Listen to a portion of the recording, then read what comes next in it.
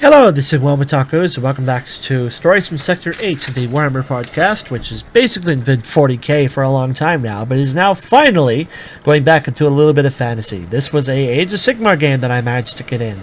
Don't get to play Age of Sigmar very often, but I enjoy it when I do, usually. I've been having fun with AOS, but it's hard to find people to play.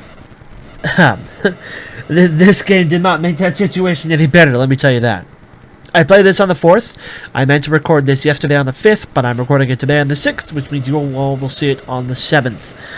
This was my army, which is Seraphon. It's pretty much going to be always Seraphon. I mean, I'm not at the point where I'd have two Warhammer Age of Sigmar armies. It's Seraphon against Wood Elves, and I played one against Wood Elves before. It's the same Wood Elf player, who does not play OS very often, because he's been playing fantasy since, well, I don't even know, like 2nd edition. And I'm not exaggerating. He's been playing fantasy for a very, very, very, very long time. So he's one of those people where AOS definitely hurt more than it helped. He liked fantasy how it was.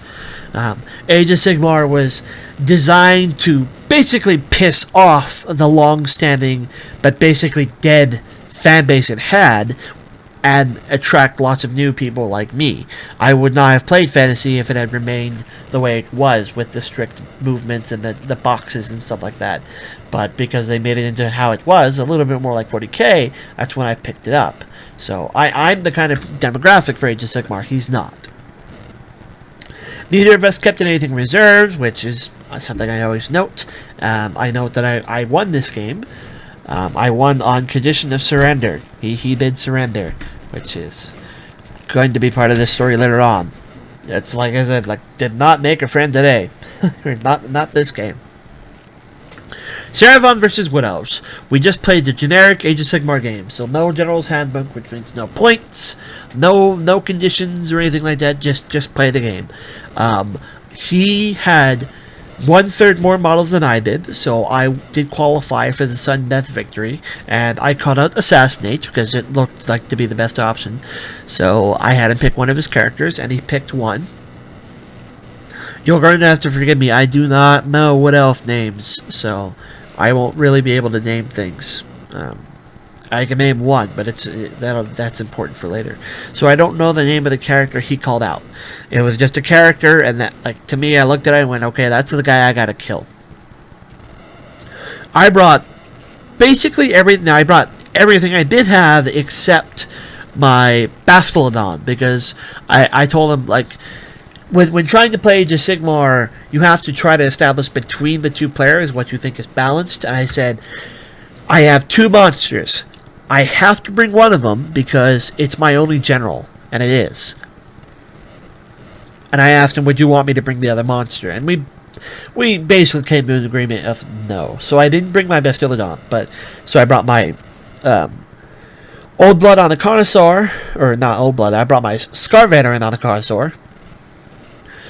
I brought my Kroxigor, my Skinks, my Salamander, my Skink Star Priest, and my Knights and my Saurus Warriors. That was my army. I think he overestimated what I was capable of in some ways and underestimated me in other parts. He did this the last time we played. He likes to think that my Saurus Warriors are 2 wounds. They're not. They're 1 wound.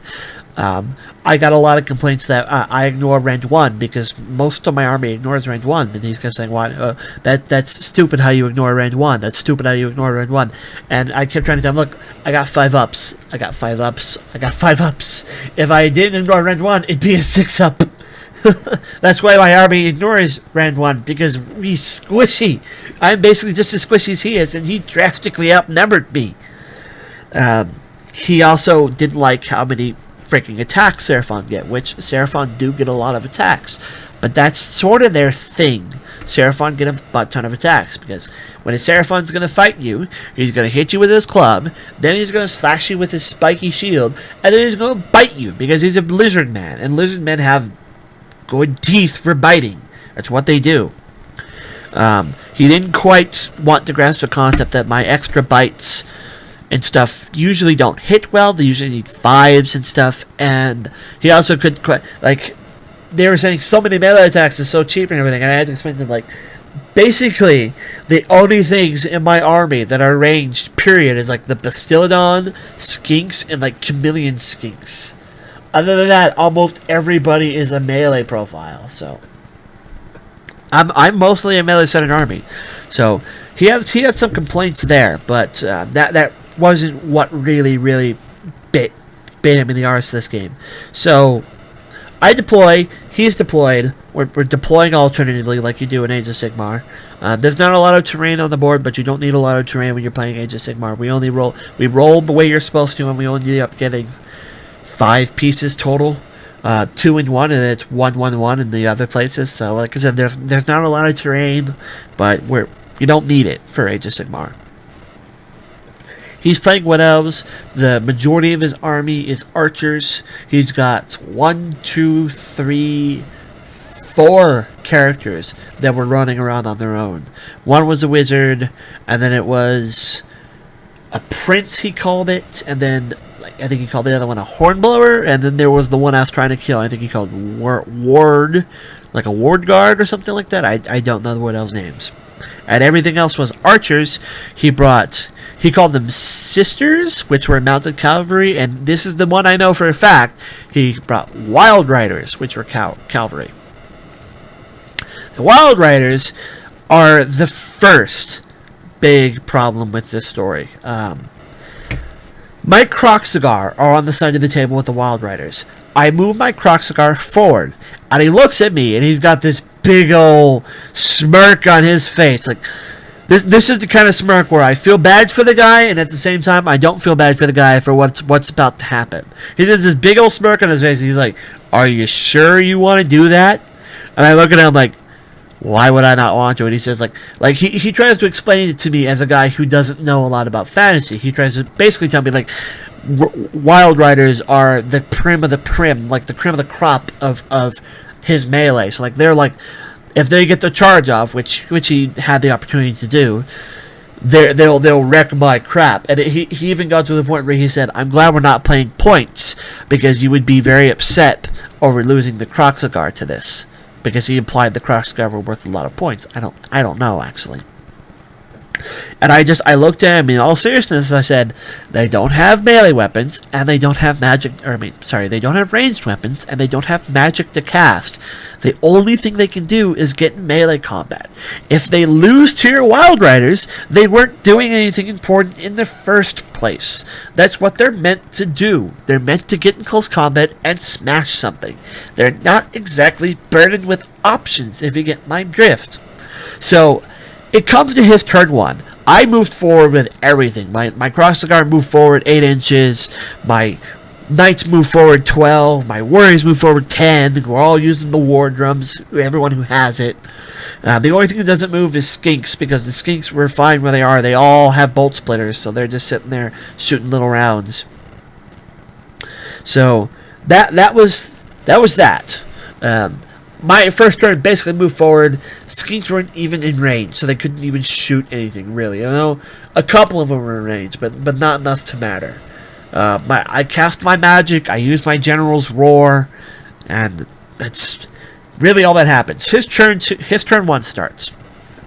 He charges my... What was it? He charges my... I think, actually, no. The only thing he charged... No. He charges my Knights and my Kroxigor. He has a unit, or he has his Prince and his Hornblower charge into my Knights. And he has the Wild Riders charge into the Kroxigor. Here's where he makes his first and critical mistake. He chooses to attack with his Prince. I don't stop him. He attacks with his Prince against my Knight. He does fairly well. I think he kills 1 or 2 of them. Then he goes, and then he's like, okay, I'm going to use my Hornblower now. And I go, stop. Because in Age of Sigmar, regardless of whose turn it is, combat goes from player to player, which means once you activate, it's my turn to activate. The only thing that matters from turn is who gets to choose their activation first. Since it was his turn, he got to go first, and he activated his prince. So, you can probably already see where I'm going with this. I activate my Kroxigor before said charging Wild Riders get the chance to swing. There are no more Wild Riders. Their little imaginary initiative step, whenever he would get to pick them, never happens, because my 3 Kroxigor, which are my big 3 purple hulking lizards, proceed to go hulk on these mounted cavalry, and there is no more mounted cavalry in front of them. He is enraged, but them's the ropes. So he gets upset, and he's arguing with everyone around. He's all the peanut gallery is like, Seraphon is so stupid. Seraphon are power. Seraphon. Because he's riling them all up and everything. Everyone's on his side. And I'm just like, that's Age of Sigmar. That's how the combat works. I don't like it either. I hate it as well. I hate that extra bit of strategy where you have to plan who goes first and everything. I hate it because I'm bad at it. I freely admit that. But I knew if I didn't activate those Kroxigor, they were not going to get a chance to do something, and they completely ran over those Wild Riders. And I'm smiling on my Kroxigor going, good job, boys. I want to pet them on the head like dogs. So he's mad. He's mad. Second big critical mistake comes to my turn. My Salamander moves forward. It's now within 12 inches. It's got a 12-inch range because there are skink handlers next to it. I'm sorry, I forgot to mention, I brought a unit of skink handlers. All 2 of them. So, my Salamander moves forward. He shot the Salamander with 1 unit, but he didn't dedicate a lot of firepower into it because he didn't know what it was capable of. So the Salamander gets within 12, uses Stream of Fire. 3 to hit, 3 to wound. I hit, I wound. And it's at this point where I tell him it's rend -2. So he goes, rolls his eyes, and he's about to pick up a model. And I stop and I go, no, it's D6 damage. I roll, I get a 5. This is also where he gets super upset. He has to pick up 5 as his models, and then I have to tell him, I also has an ability called It Burns, which says if you take wounds, I have to roll another die, and on a 4 up, you take an additional D3 mortal wounds. I roll, I get a 5 or something, it succeeds, and then I roll, and 2 more of them die. And he's just like, what am I supposed to do against that? He's got no weapon against that. And this is where the peanut gallery starts to turn on him a little bit, because they point out, my Salamander is by itself. It's 1 model by itself with a 4-up save. It's very easily shot and killed. It does not have, now actually I think it's even a 5-up save. It does not have the durability to survive because it's by itself. Skink handlers are a separate unit. So it's very easily killed, and the next turn when he focused a little bit of firepower into it because he wanted it gone, it went like that. It's of course.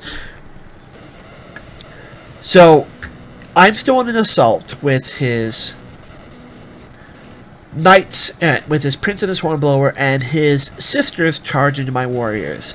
One other thing I forgot to mention: my turn 1, my Connoisseur moves 10 inches across the table and charges his 1 character standing out by himself, the one I need to assassinate. I make it into combat, I don't kill it. I do 2 wounds to the guy. So my Connoisseur, my general, is locked in combat with that guy, so that they're kind of doing battle right now. Combat goes on during my turn. My knights stay locked in combat. My Kroxigor, and this is I guess you can call this upsetting moment number 3. My Kroxigor move forward and charge into one of his units of archers. One of my Kroxigor has an ability called a Moonhammer, and this is where the peanut gallery turns on me again. The Moonhammer says it's a 2-inch range weapon, and it says you get to make 1 attack by designating a unit and attacking for every model in that unit that is within 2 inches of you. Because there were a bunch of archers and we all have to go base to base, that means I got 15 attacks with 1 Kroxigor out of the 3. And they kill that unit. They don't kill all of them, but he was like negative 6 or something to his battle, like battle shock, to his leadership. So he could not possibly pass it, and then they ran, and when you run an Age of Sigmar, you're immediately destroyed. So then Kroxigor killed that unit outright, basically. And this is where people get mad at me again. It's like 15 attacks, what? They're squishies, and Kroxigor are not squishies. Kroxigor are the antithesis of squishies. They're meant to crush face. It comes to his turn again. This is where the surrender happens. He has a unit, a big unit. I think there was at least 20 of them. He called Rangers. I remember he called them Rangers. His Rangers are these dudes with like what weapon is that? I'm usually good with weapons. It's not a halberd. It's like one of those stocky axes with the big blade. You kind of know what I'm talking about. It's one of those. They're a bunch of melee dudes, and they have an ability called I don't know what they call it, like a Hunters of the Old Ancient Woods or something, where they get specials against monsters. So they're really good against monsters. And lo and behold, they're 3 inches away from my Connoisseur and the one dude I'm trying to kill to win the game. My Connoisseur's locked in combat with that one dude, and then they're 3 inches away. And he looks at me with that big old grin again, and he says, they're going to kill that monster. And I look at him and I smile and say, yeah, they probably are. They probably are, buddy. So go ahead and do that. He rolls. In Age of Sigmar, or in 40k, I should say, in Warhammer 40k, the minimum you have to be away from a enemy is 1 inch, which means if you're 1 inch away, you cannot fill a charge unless you're in terrain, because unless there's something subtracting your full distance, even on Snake Eyes, you make it. Age of Sigmar says you have to be 3 inches away, which means at any time you could fail. He rolls Snake Eyes. His Rangers do not make it in combat with the general, or with my general. He surrenders. He says he's done. He doesn't want to play anymore. I understand. Truth be told, if we had gone on another turn, it would have been my turn. And in my turn, my Kroxigor were also 3 inches away from the one guy that I'm trying to kill to win the game. More than likely, they would have made it. And once 3 Kroxigor and my Scar Veteran on a Connoisseur were locked in combat with that one character, he was not surviving. And killing him would have got me the Assassinate victory. So if it had gone on one more turn, he probably would have lost anyways. But he surrendered once he failed the 3-inch charge.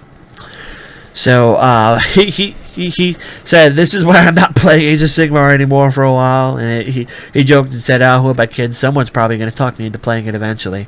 And I just got to tell him, that's how the dice go down sometimes. Everyone was kind of giving me crap. And I told him, like, look, I've played Age of Sigmar a total of 4 times now. And 2 of them were victories, 2 of them are losses. As far as I'm concerned, my Seraphon aren't overpowered yet. So we'll see the test of time if they end up overpowered. But right now, I'm 2 for 2. I'm 50-50, and that's balanced. That's where it should be. And the other time I fought the Wood Elves, I lost horribly. So it's like, I don't want to hear that nonsense. He went on for almost an hour about how Wood Elves aren't valid anymore. They aren't playable. And I'm just like, you beat me with them the last time. Not a lot's changed. So it was a very entertaining game for me, not entertaining for him. It was frustrating for both of us at sometimes, because there's a level of player, like, how to put it? You know when you watch someone in pain, you can sort of feel that pain yourself. Like, you feel that pain, like you watch someone get hurt, and you're like somebody bumps their kneecap into a coffee table, and you feel your own kneecap shudder in pain. If you're a lot of us players, like, I'm sure there are players out there who just cackle maniacally at it, but a lot of us players, like, when we see things like that, like you fail a 3-inch charge, we kind of do the same thing. We're like, ooh, because nobody like that sucks for everyone, you know. Like, nobody wants to be the guy that has that. And you're bringing bad karma on yourself when you point and laugh at that person for that. Don't point and laugh, because we feel that pain. We're all connected in one way or another like that. We all feel that pain. Like, one of the things that happens in a game store is if someone's model breaks, like if they drop it, we all hear that sound, and we all just kind of like, we all get triggered in the way, like, oh no, because we all know, oh no, because that could be ours. It's just, I don't know, it's like a hive mind thought. But thank you for listening. This is WellArmedWithTacos. This was the first Age of Sigmar video I've done in a long time. So thank you for listening, and I'm signing.